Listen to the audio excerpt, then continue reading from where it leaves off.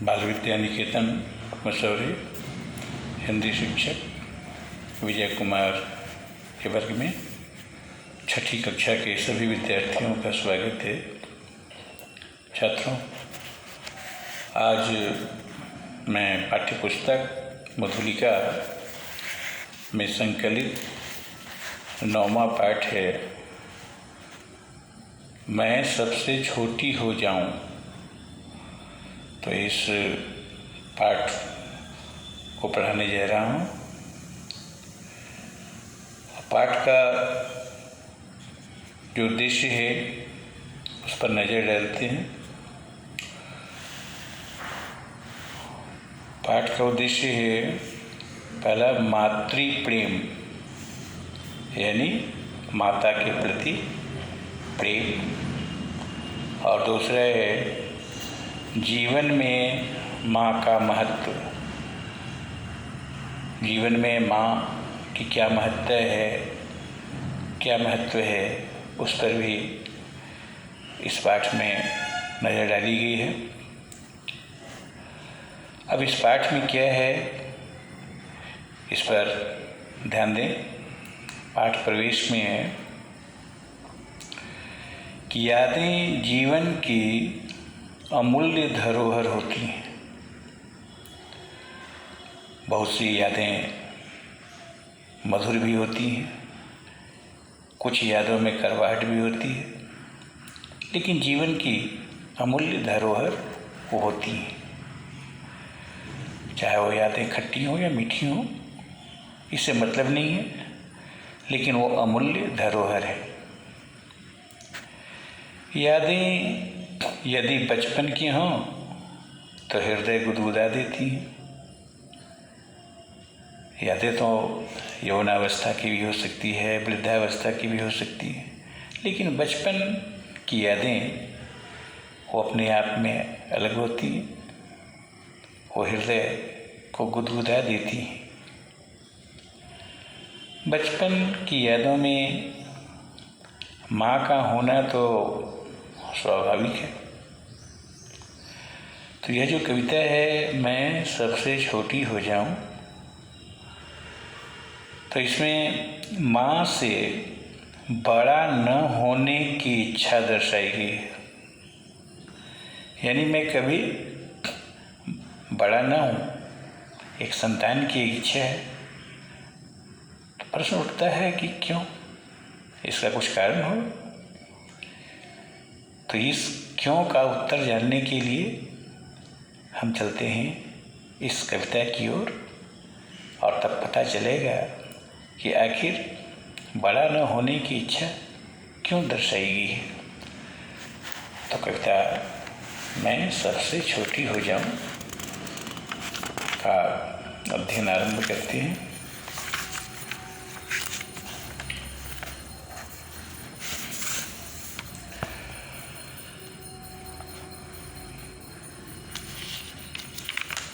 मैं सबसे छोटी हो जाऊं, ये पाठ का नाम है,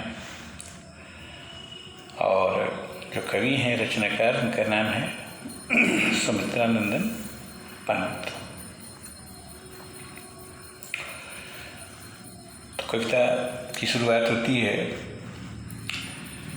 मैं सबसे छोटी हो जाऊं, तेरी गोदी में सोऊं, तेरा अंचल पकड़ पकड़ कर फिरूं सदा माँ तेरे साथ। अब कविता की आरंभिक पंक्तियों में ही इस भाव का चित्रण हुआ है कि कोई भी संतान छोटी अवस्था में उसको माता का जो स्नेह मिलता है, जो दुलार मिलता है, धीरे धीरे जैसे जैसे वो संतान बड़ी होती है, वह स्नेह, वो प्रेम अपेक्षाकृत घटता चला जाता है। तो यहाँ एक छोटी बच्ची जो है वो कह रही है कि मैं सबसे छोटी हो जाऊं, और तुम्हारी गोद में सोने का आनंद पाऊं। तेरा अंचल पकड़ पकड़ कर फिरूं सदा माँ तेरे साथ। हे माता, मैं जब छोटी रहूँगी तो तुम्हारा आंचल पकड़कर सदा तुम्हारे साथ घूमती फिरती रहूँगी। कभी न छोड़ूं तेरा हाथ, बड़ा बनाकर पहले हमको तू पीछे चलती है माँ। हाथ पकड़ कर फिर सदा हमारे साथ नहीं फिरती दिन रात। अब उस बच्ची के मन में जो कोमल भावनाएं हैं वो यहाँ मुखरित हुई हैं। वो कहती है कि माँ, जब मैं बड़ी हो जाती हूँ तो तुम हमारे साथ चल करती है, क्योंकि बचपन में मेरी नन्ही उंगलियों को थाम कर तू मुझे चलना सिखाती है। मैं डगमगाती हूँ तो संभालती है। अधिकांश समय हमारे साथ तुम्हारा गुजरता है तो पीछे पीछे चलती है, सदा मेरे साथ रहती है। साथ नहीं फिरती दिन रात, अपने कर से खिला धुला मुख, धूल पोंछ सज्जित करगा थमा खिलौने नहीं सुनाती। और जब मैं बड़ी हो जाती हूँ तो तुम मेरे साथ क्या छल करती है, दिन रात मेरे साथ नहीं रहती। कर मतलब हाथ। बचपन में तुम अपने हाथों से मुझे खाना खिलाती थी, लेकिन बड़ा होने पर वो सब सुख मुझसे छीन लिए जाते हैं।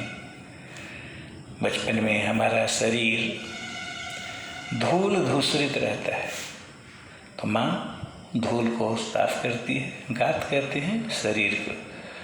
तो उस धूल धूसरित शरीर को माँ साफ करती है, खिलौने देती है। लेकिन बड़े होने पर ये सारी क्रियाएं बंद हो जाती, नहीं सुनाती। क्या नहीं सुनाती? हमें सुखद परियों की बात।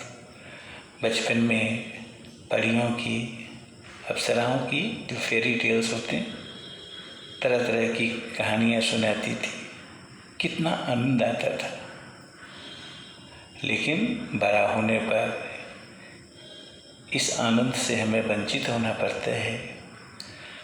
वो परी की कथा अब नहीं सुनाई जाती, क्योंकि वह बचपन तक ही सीमित थे। हमें सुखद परियों की बात, ऐसी बड़ी न हूँ मैं, तेरा स्नेह न खोऊं मैं। हे माता, हमारी हार्दिक अभिलाषा यही है कि मैं कभी बड़ी हूँ ही नहीं, क्योंकि बड़ी होने पर हमारी जो भी सुख सुविधाएं हमको तुमसे मिलती थी वो सब छिन जाती हैं और हमारे तुम्हारे बीच एक लंबी खाई बन जाती है। बचपन की वह याद आज भी मुझे याद सताती है। तेरा स्नेह न खोऊं मैं, तेरे अंचल की छाया में। हे माँ, तुम्हारा प्रेम मुझे सदा मिलता रहे, मैं उससे वंचित न हूँ। तेरी आंचल की छाया में मैं सुख की नींद सोती रहूं, यही मेरी इच्छा है। और यह तभी संभव है जब मैं छोटी रहूँगी। बड़ी होने पर तुम हमारे साथ उतना समय नहीं दे पाओगी। छिपी रहूं निष्ठुर निर्भय, कहूँ दिखा दे चंद्रोदय। और उस शैशवावस्था में, बाल्यावस्था में मैं निष्प्रिय यानी निर्लोभी, मन में कोई लोभ न, निर्भय, निडर होकर, और तुमसे कहूँ कि माँ अब चंद्रोदय होने वाला है, चांद उगने वाला है, तो मुझे वह दृश्य दिखा दो। तो इस छोटी सी कविता में एक नन्ही सी बच्ची अपनी माँ के समक्ष यह इच्छा प्रकट करती है कि मैं सबसे छोटी हो जाऊं, बड़ी न हूं, क्योंकि बड़े होने पर उसके स्वार्थ की सिद्धि नहीं होगी। तो यह है बचपन का मधुर अनुभव। बचपन की यादें जब आती हैं तो मन गुदगुदा उठता है। अब कवि परिचय। सुमित्रानंदन पंत तो आधुनिक काल के जो छायावाद एक अंग है आधुनिक काल का, भारतेंदु योग, द्विवेदी योग, छायावाद, प्रगतिवाद, प्रयोगवाद। तो छायावाद के 4 स्तंभों में से एक माने जाते हैं और प्रकृति का सुकुमार कवि कहा जाता है पंत जी को। तो प्रकृति के सुकुमार कवि सुमित्रानंदन पंत का जन्म कहाँ हुआ? अल्मोड़ा। अल्मोड़ा कहाँ? उत्तर प्रदेश। तो अल्मोड़ा उत्तर प्रदेश के कौसानी गांव में हुआ। सन 1919 में महात्मा गांधी के सत्याग्रह आंदोलन से प्रभावित होकर अपनी शिक्षा अधूरी छोड़ दी और स्वाधीनता आंदोलन में कूद पड़े, उससे अपना नाता जोड़ लिया। इन्हें प्रकृति से असीम बहुत लगाव था। छायावादी कवि पंत की रचनाओं में प्रकृति का सुंदर चित्रण मिलता है। पंत जी की प्रमुख रचनाएं जो हैं, कृतियाँ यानी रचनाएं, वह है लोकायतन, वीणा, पल्लव, ग्रंथि, गुंजन, युगपथ, सत्यकाम, कला और बूढ़ा चांद, स्वर्णधूलि, ग्राम्य आदि। ये सब सुमित्रानंदन पंत द्वारा लिखित पुस्तकें हैं। इन्हें यानी सुमित्रानंदन पंत को चिदम्बरा के लिए ज्ञानपीठ पुरस्कार, लोकायतन के लिए सोवियत नेहरू शांति पुरस्कार मिला,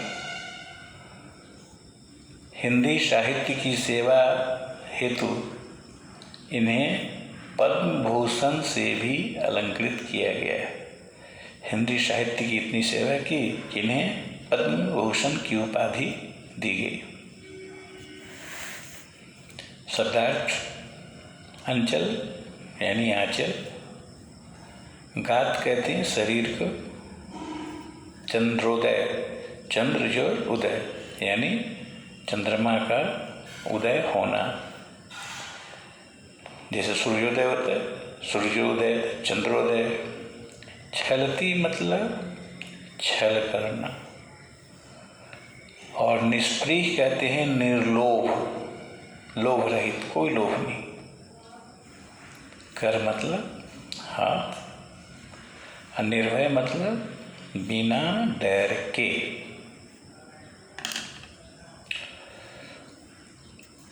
अब इसमें प्रश्न है, निम्नलिखित प्रश्नों के उत्तर दीजिए। कविता का शीर्षक क्या है? कविता के कवि कौन हैं? बच्ची क्या नहीं बनना चाहती? बच्चे अपने आप को कहाँ निर्भय महसूस करते हैं?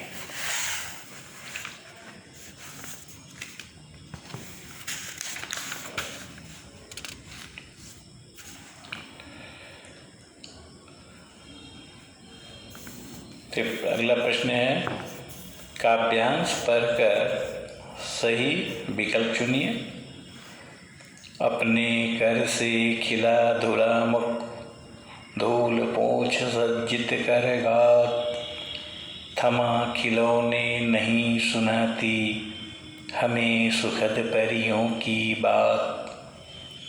तो इसमें क्या है, कविता में किसे संबोधित किया गया है?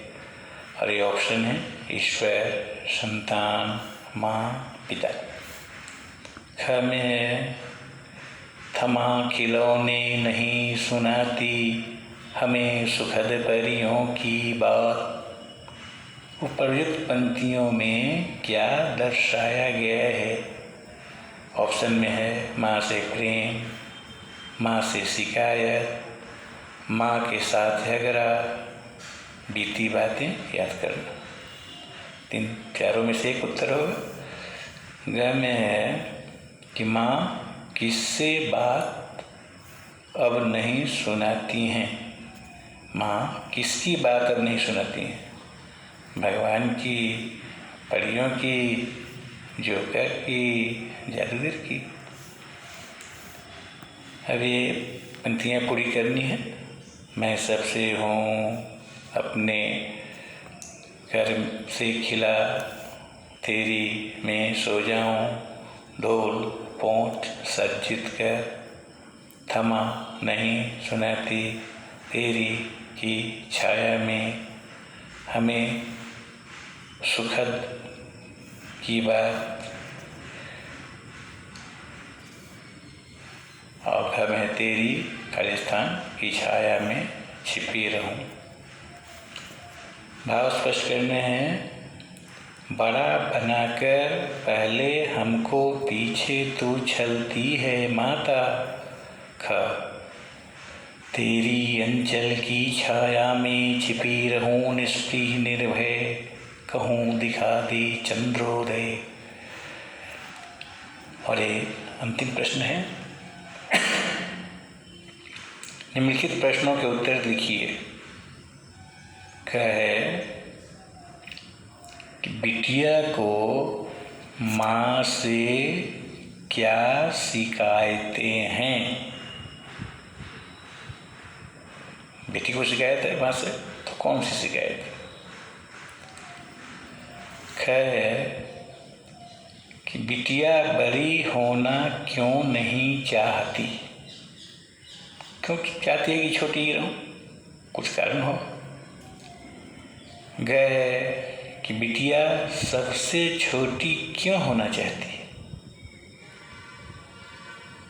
और घ है कि बड़ा हो जाने पर माँ बच्चे का क्या नहीं करती है? तो इन सभी प्रश्नों के उत्तर फिर कॉपी में तैयार करने हैं और व्हाट्सएप पर भी इनको भेजने हैं। तो जैसे जैसे पढ़ाई होती है वैसे वैसे इन सभी प्रश्नों का उत्तर तैयार करने हैं। और जब विद्यालय खुलेंगे तो सबकी एक एक करके फिर से जांच होगी। और कविता जो भी हो कोशिश करनी है कि कम से कम 8 पंक्ति जरूर याद हो। तो आज यहीं तक, फिर मिलेंगे। धन्यवाद।